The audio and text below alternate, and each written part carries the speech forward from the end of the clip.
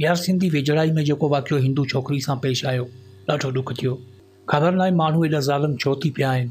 कहिड़ी छोकिरी? हिते त इहो रोज़ जो कमु आहे। अदा उहा ई जेका डॉक्टरी पढ़ी रही हुई। अच्छा निमरता। हा अदा सम्झ में नथो अचे पंजनि ते ॾुख कयूं या धारियुनि ते अफ़सोस। अदा हिन वेचारी खे कंहिं मारियो हूंदो? यार पहिरीं ॻाल्हि त हू अक़लियती बिरादरी मां हुई जंहिंमां साफ़ ज़ाहिर आहे त सियासत खां परे हुई ऐं सोशल मीडिया ते हलंदड़ तस्वीरनि जी मुस्कान ॾिसी ख़ुदकुशी जो त सवाल ई पैदा नथो थिए। हा बाक़ी हिकिड़ी ग़लती करे सघे थी। अलाए कहिड़ी? इहा ई त हुन ज़रूरु का हक़ जी ॻाल्हि कई हूंदी, छो त असां वटि खून माफ़ थी सघनि था पर हक़ जी ॻाल्हि करण वारे खे कॾहिं माफ़ नथो करे सघिजे। ऐं दुनिया जी तारीख़ उथराए ॾिसो त हक़ सच जा दुश्मन केरु हूंदा आहिनि, अव्हांखे ख़बर पइजी वेंदी। असांजे मुआशिरे में जीअण हुई जंजाल हो पर हाण खैरनि सां मरण बि वॾी खुआरी आहे। को तिबी मौत मरे त चयो वेंदो आहे गुनहगार हो ऐं को बेगुनाह क़तल थिए त ख़ुदकुशी जो नालो ॾिनो वेंदो आहे। अदा पोइ छा हिन वेचारी सां इंसाफ़ थींदो? अदा असीं उन मुआशिरे में रहूं था जिते सहाफ़त जा कलम ॾाढे जी लठ ते हलनि था ऐं इंसाफ़ जा दर सियासतदाननि जी आमद ते खुलनि था। हिते कई जवान जोधा हलिया विया जंहिंजी दाद न फरियाद थी, उते हिकु मासूम न्याणी जो खून कहिड़ियूं अगरबत्तियूं ॿारींदो।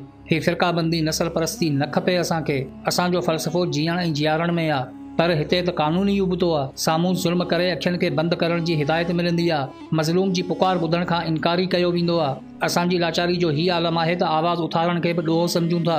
सॼी सिंध खे ख़बर आहे त ही ख़ुदकुशी न पर क़तल आहे, पर पोइ बि हिन मासूम न्याणी जे क़तल खे कॾहिं ख़ुदकुशी जो रंग ॾिनो वेंदो आहे त कॾहिं मोहबत में परवान चाढ़ियो वेंदो आहे। यादि रखो अॼु न त सुभाणे असां जूं बि न्याणियूं इन्हनि ई कॉलेजनि यूनिवर्सिटियुनि में पढ़ंदियूं, इन्हनि ई हॉस्टलनि में रहंदियूं। अॼु जी ख़ामोशी सुभाणे जे ॾोह खे दावत हूंदी आहे। सिर्फ़ु असांजी ख़ामोशी जे करे अहिड़ा कई वाक़िया थी चुका आहिनि ऐं जेकॾहिं कातिल अञा बि आज़ादु आहिनि त इन जो मतिलबु कंहिंजी बि न्याणी महफ़ूज़ न आहे।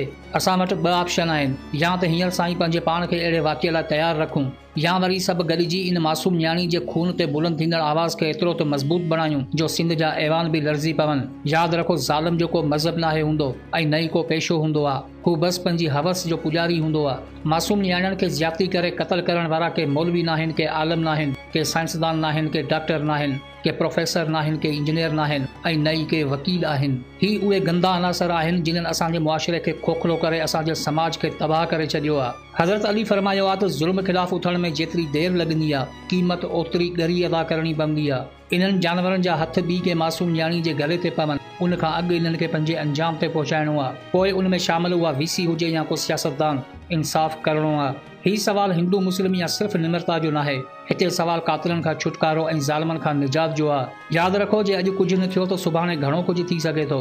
अहिड़े ज़ुल्म ते चुप रहण बि पंहिंजे ज़मीर सां गद्दारी हूंदी आहे, छो त न्याणी हर घर में हूंदी आहे।